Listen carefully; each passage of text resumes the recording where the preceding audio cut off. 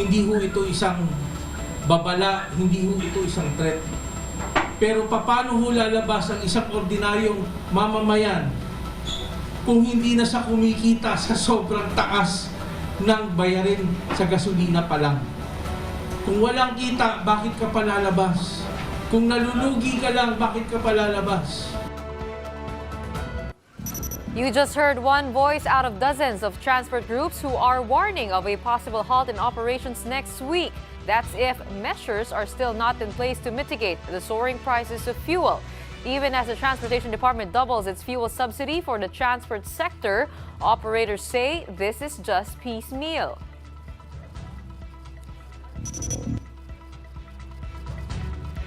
Time for today's biggest headlines. I'm Gretchen Ho, and you're watching The Big Story.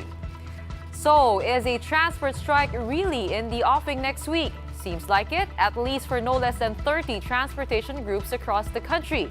Other associations, however, are no longer pursuing petitions for a fare hike. Shaila Francisco with The Big Story.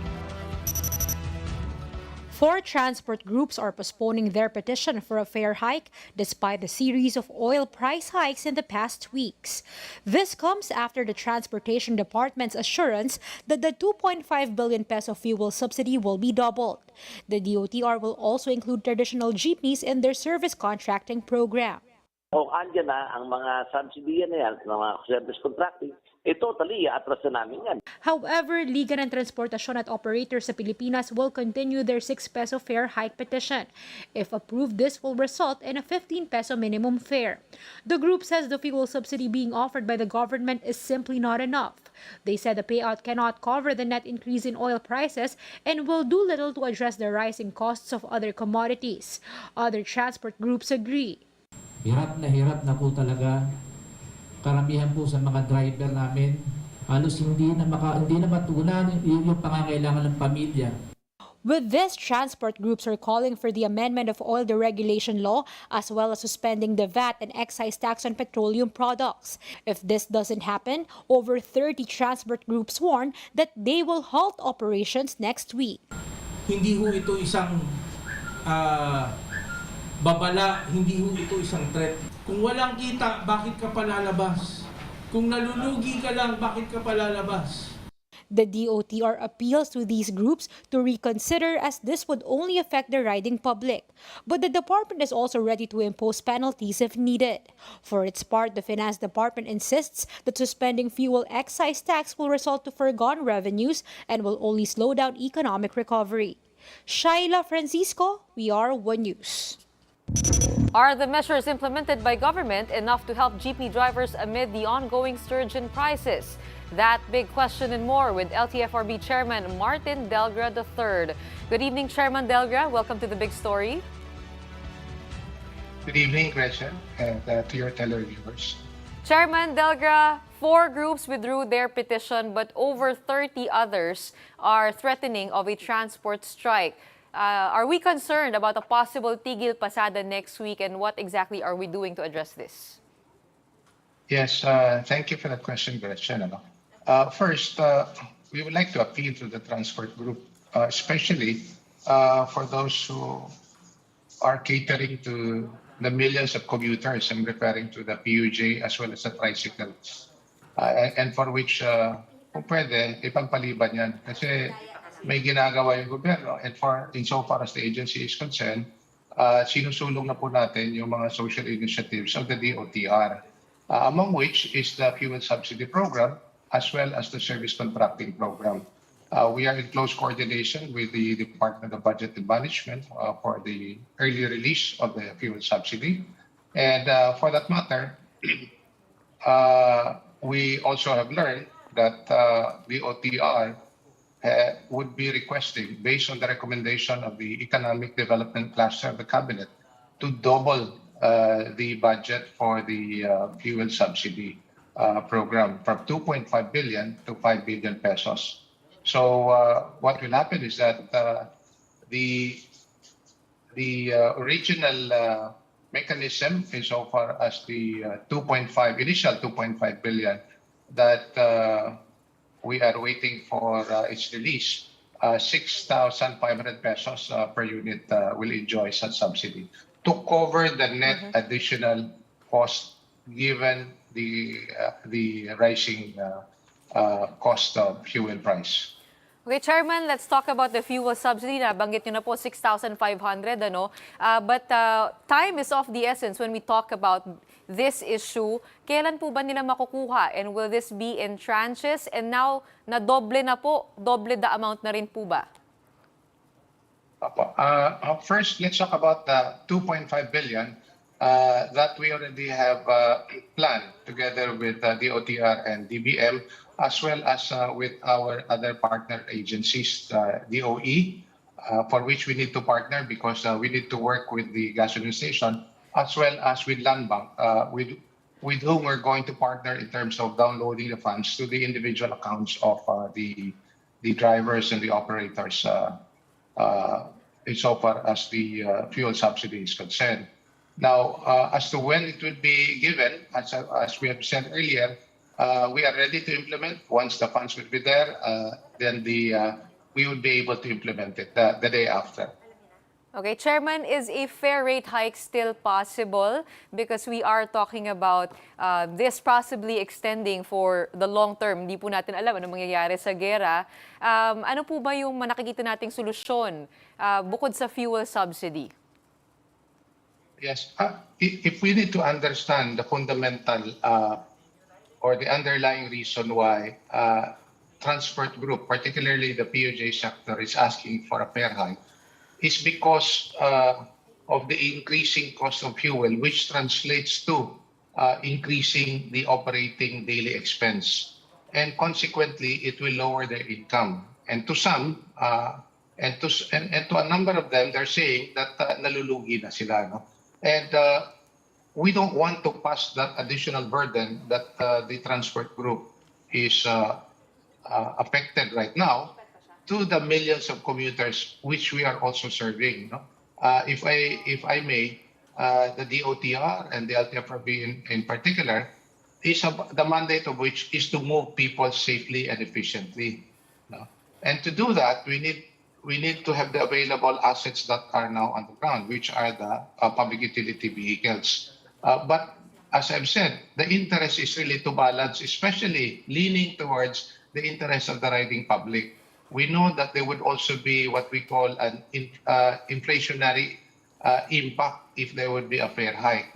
We do welcome the statement today from the transport group that they are withdrawing the petition, considering the fact na madodoble yung fuel subsidy that will be given to them. No?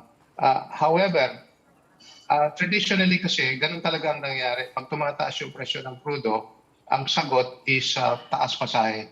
But under this administration, as you will know, meron pong mga tinatawag na social initiatives, social programs that are in place to answer this unusual circumstances, if I may put it that way. No? So ito po, first time dito sa administrasyon na ito, nagbibigay ng fuel subsidy. It started actually in 2018 under the Pantawid Pasada program, which is pursuant to the train law. Now, this particular fuel subsidy program has been expanded na hindi lang po sa jeepney, kasama na rin po yung ibang modes of public transport under the DOTR. And I'm referring to the jeep. Aside from the jeepney, UB Express, taxi, TNBS, buses. But on top of that, kasama na rin po yung mga tricycle dito sa programang fuel subsidy.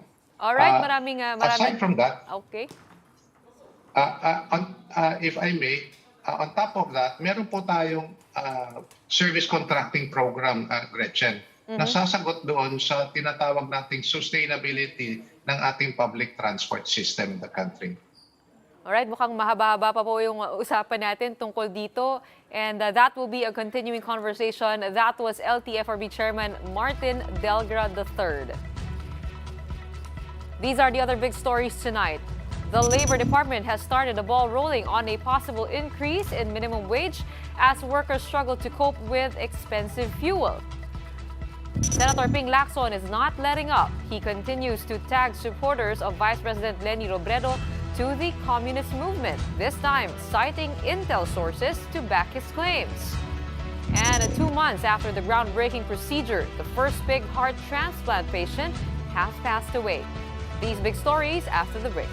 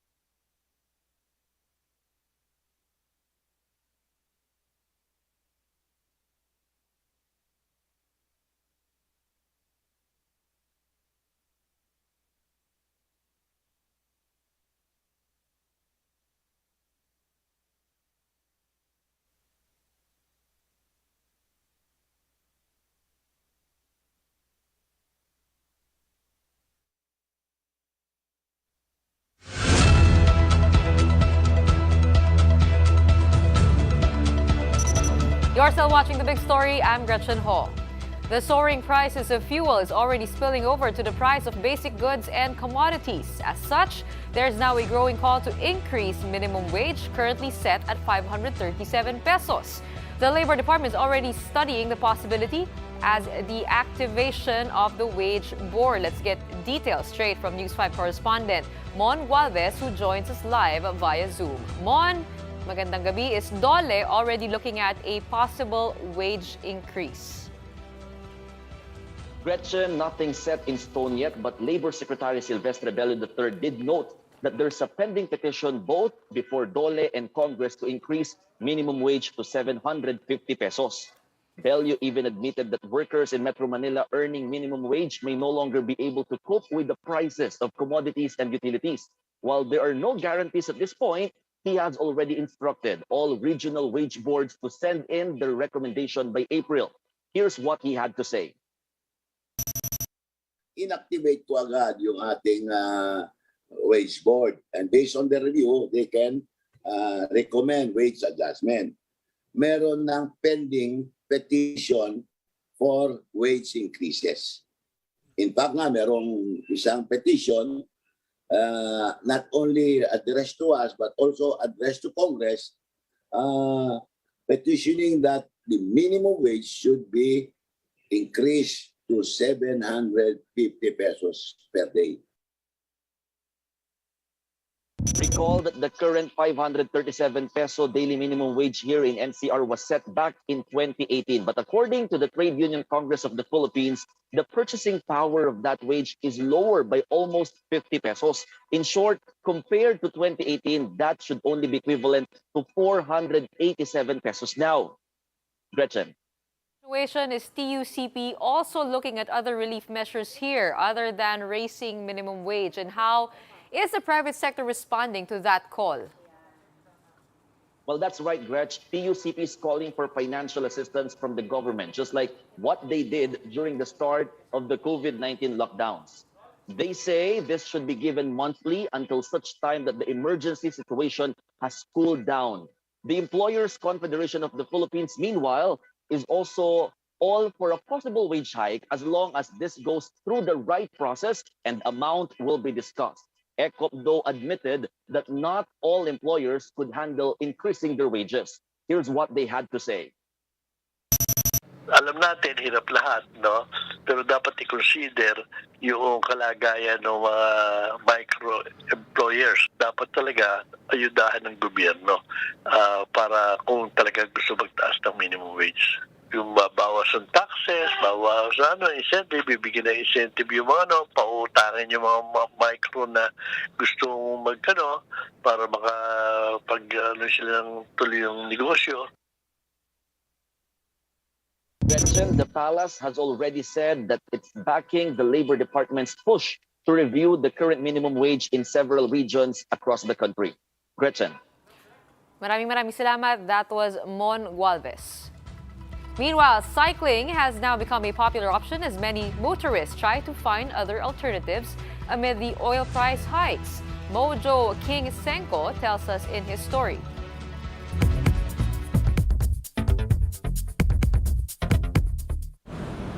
With a spate of pump price increases, some motorists are already opting for alternative travel options that do not consume gas. And what better way is there than bicycles? When going out to do errands, Vin has been accustomed to driving his car. But with expensive fuel, Vin has been spending at least 500 pesos whenever he goes out. So, as an alternative, he decided to go back to biking. Number one, mahal yung gasolina. Tapos, sabihin natin traffic din naman dito sa Calamba eh. Tulad ng dati. Besides being able to save, Vin also noticed that he was able to cut his travel time by almost 40 minutes. Not to mention, biking is good exercise. Bumalik ako sa pagbabike, I was like 119 kilos. And now I'm only 94. 25 kilos. Inababawa sa akin. But Vin also admits that biking also has its disadvantages, such as the weather and very limited storage space. But if using a car cannot be helped, there are some ways to save gasoline. First, follow the recommended air tire pressure of your car. Do not go too fast. Make sure to plan your route ahead of time, remove excess baggage, and if possible, try to carpool. And if the area that you're going to isn't too far, walking is also a good option. While we have no control over the current fuel price increases, remember that your autos are not only your options for travel. Mobile journalist King Senko, we are One News. We go back to the rising oil prices. A video on Facebook has caught the attention of netizens for its funny antics over spike in fuel costs. A person is heard screaming as the attendant of a gasoline station changes the prices of fuel. Joaquin Palmones, who posted the now viral video, captioned it with, "Wag, Kuya!" Kuya, wag! Wag! Kuya, huwag gawin yan! Kuya! Stop! Stop! Kuya, don't! Kuya, don't! Don't you dare! Well, that's what you call a transport strike. Time for another quick break. More of the big stories when we return.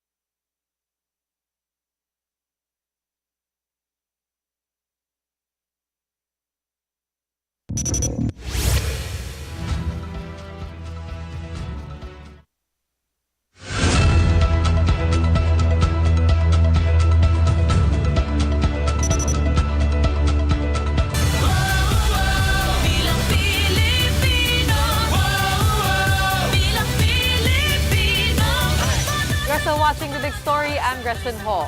With 2 months left before the May 9 polls, the campaign starts to heat up with the usual mudslinging from candidates. Romel Lopez has the story. With 2 months left before the May 9 polls, the political attacks are getting stronger. In a tweet, Senator Ping Lacson once again red-tagged the attendees of Vice President Leni Robredo's grand rally in Cavite. Lacson replied to this tweet, which shows former NPA Jeffrey Celis citing a text message alleging that Robredo's camp distributed 500 pesos to CPP members which attended the rally. For Lacson, this validates the claims of his intel sources that the VP's campaign has been infiltrated by members of the CPP-NPA. I never red-tagged anybody.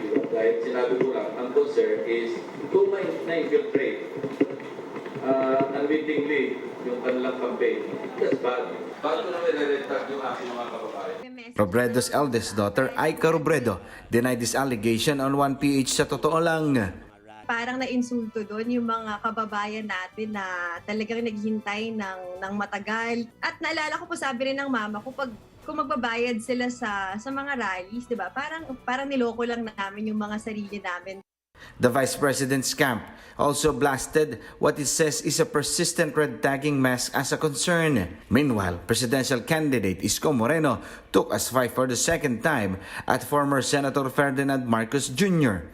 Moreno-led Action Democratico Party wrote a letter to the Presidential Commission on Good Governance. The letter inquires whether there is already an arrangement between PCGG and the Marcoses for the latter's over 200 billion tax liability. This after Marcos Jr.'s attorney allegedly claimed that there is already one. Moreno's camp also urged Marcos Jr. to pay estate tax to prove that his call for unity is true. With just 60 days to go, both Lacson and Moreno are behind Robredo and Marcos Jr. It is widely perceived that Lacson and Robredo have the same market, while survey shows that Moreno is the top second choice should Marcos Jr. not continue his bid. For News 5, Romel Lopez, we are One News.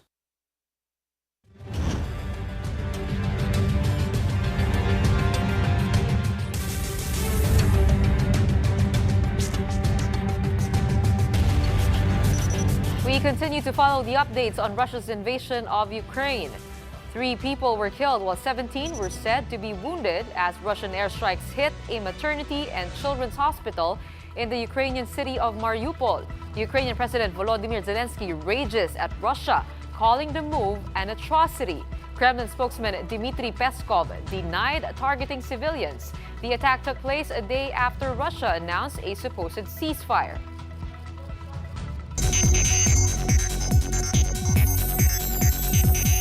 In other news around the globe, the first ever pig heart transplant patient has passed away after just 2 months since the groundbreaking procedure.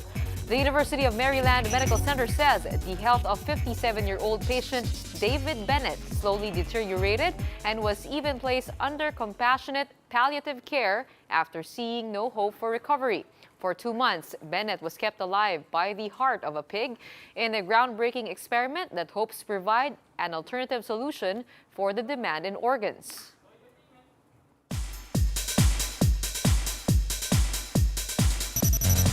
Actor Daniel Padilla has been making a buzz online, not for a new drama, but for making his presidential bet known to the public. Director Mandy Reyes posed with Daniel beside Vice President Leni Robredo's campaign poster. Even the Vice President's daughter could not help but gush over the photo. Sinend ko kaagad kay Jillian. Kasi si Jillian sobrang fan na fan ni Daniel Padilla. At alam kong sobrang matutuwa siya pag makita niya yun. Kaya lang, Danielle's mom, Carla Estrada, then posted a family picture on Instagram and reiterated that her children are free to support whoever they want. Estrada openly campaigns for the tandem of Ferdinand Marcos Jr. and Sara Duterte.